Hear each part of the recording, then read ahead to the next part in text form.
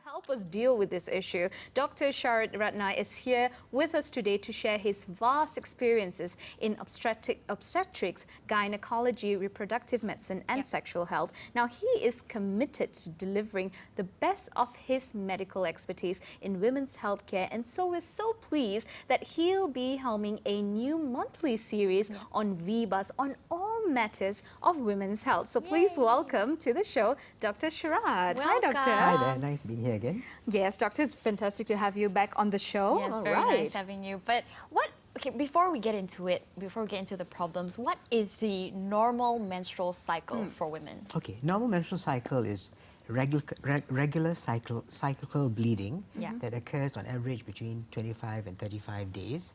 On average, the mean is about 28 days. Okay. Obviously, it varies from woman to woman. Not every woman has the same number of the cycle length of 28 days. It may be sometimes 25 days, sometimes it could be 32 days.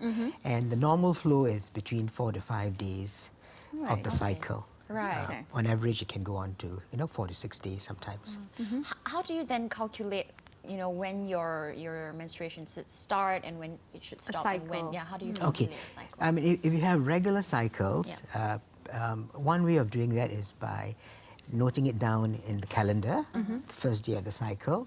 So day one of the cycle is the first day of menstrual bleeding. Okay. And the next cycle, day one, would be the next in the first day of the next cycle. So the length in between would be the number of the cycle length. Right. Yes. So because I remember growing up and having this huge confusion on how to calculate my cycles. Because when you go online sometimes, they'll tell you to calculate on the day that it finishes. No, that's a very common mistake that I see in my patients.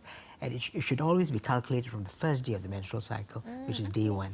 Okay. Nowadays, you have apps that you can actually download to track your cycles.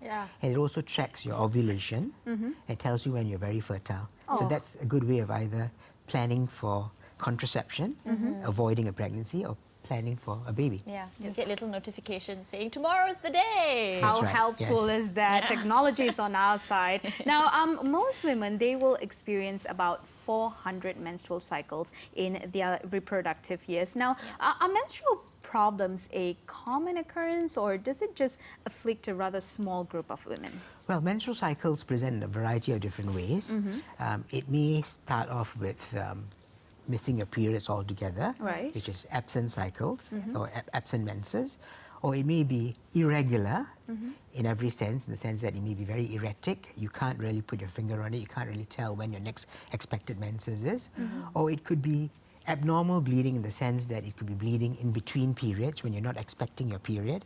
Or sometimes even bleeding after sexual intercourse, which is post-coital bleeding. So it comes in a variety of different forms and names. Anything that is out of the normal is obviously abnormal. And depending on the age group of the woman and the presentation, you have different causes. Okay. All right. So, and could you think you can briefly take us through the different sort of... Which doctor will be doing for us right after this commercial break, because we've got so much to speak with we Doctor do today. So ladies, don't go anywhere. Don't touch that remote. We'll be back soon.